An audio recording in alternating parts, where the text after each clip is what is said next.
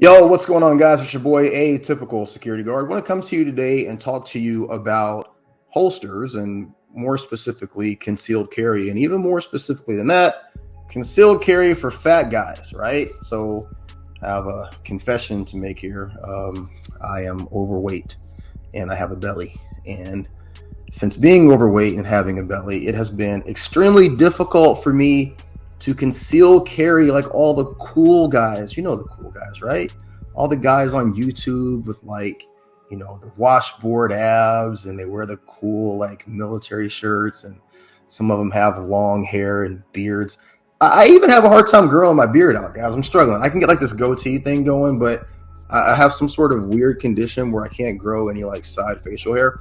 But that's not the point. The point of this conversation is, I have always, since getting into the Pro 2A space, getting into quote unquote gun culture, I've always wanted to be like one of the cool guys that I see on YouTube. But guys, listen, if you have a gut, if you have a belly, you know how difficult it is to try and rock one of these, right? Like the thing right now is that everybody, for the most part, is appendix carrying. Now, you need the Kydex holsters because, if you want to be safe and you want to make sure that you're, not blowing your dick off by wearing it in an appendix position, you have to have this Kydex. You have to have a Kydex that's strong, that's formed, because it controls the placement of the firearm, but then also, it covers that trigger, which is the most important thing. But if you have a gut, if you have any front overhang or any sort of pooch or pouch, all of these little sharp angles that are in here, all these little motherfuckers like this, right? Or let me see here. Like this one here, all of these little things, they dig into your belly, right? And so I'm assuming that if you have washboard abs and like a tight body, that, it causes the gun to stay more flush. Like, I'm trying to get my fingers working like this. But when your stomach sticks out, everything kind of leans forward and you get like all these little pinch points, right?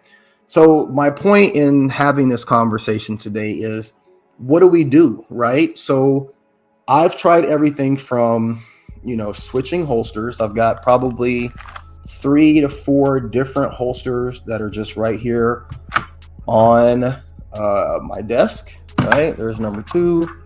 There's number 3. I don't have my actual 26. It's somewhere over here, but you get the point, right? Like we all have that box of holsters because we feel like if we just find the right holster, but it really isn't. This is my opinion. It's not about the holster so much as how your body is built. I am 6'1", 6'2" if I'm wearing decent boots, and I'm like 200 and what would you say, babe? She says maybe 240. I want to say I'm about 255, 265. But I got a little bit of a belly and it's hard for me to wear that appendix carry. But why do I feel the need to wear it in appendix, right? People say that it's faster. They say that the draw is faster. Also, if you're in a situation where you're actually in a hands-on, hand-to-hand combat situation and you're on your back, if you're wearing your firearm, say at the 5 o'clock or the 4 o'clock position, it's more difficult to get to that. I agree with that, actually, right? I have tried pocket carry with my Glock 43. Make sure this is clear.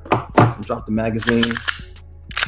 Okay, have a 43 here. There's no ammunition or magazine in the 43. This being a slimmer, smaller firearm that's just a little bit bigger. Nope, it's actually the same size as my iPhone 12. I've actually tried to pocket carry that with all kinds of different holsters, even like a minimalist holster with just the clip on it. It wasn't comfortable. I didn't feel it was safe, and I definitely didn't feel that I had control over the draw of that.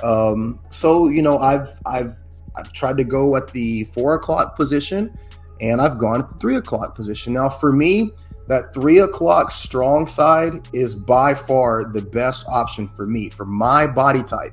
I can actually get that same draw motion that you would get with the appendix draw. I can wear the inside the waistband holster. I can sit down. I can drive. I can eat at a restaurant. My wife and I, we just went out and had happy hour and, sat down for an hour or so. It's almost like the firearm isn't even there. So I think that the point that I want to make to you guys is like, we're all different, right? We're all built different. We have different body types, and we have different needs in terms of what we should have on our body, on our person, in terms of feeling protected. Pocket carry to me is probably the easiest and the most comfortable, but I feel like it's very dangerous in terms of your firearm falling out, slipping out, or maybe not even having that trigger covered completely. And I want to make sure that if I'm in a situation where I need to actually engage someone, that I'm able to utilize that draw and all the techniques that I'm working and training. So my draw from the 3 o'clock is no different than my draw from strong side in my actual duty setup. So, I feel comfortable. The trigger on my Glock 26 is exactly the same as the trigger on my Glock 17. I feel comfortable having it in that strong side position. But again, we just get so caught up in the, what's popular, what's hot, what's like, all the famous people are doing. And I just want you guys to think about, when it comes to concealed carry, just do what works for you. If that's appendix, great. If that's strong side, great. 4 or 5 o'clock for me, I have really, really bad shoulders. I have one that has a pin and my left needs a pin very bad.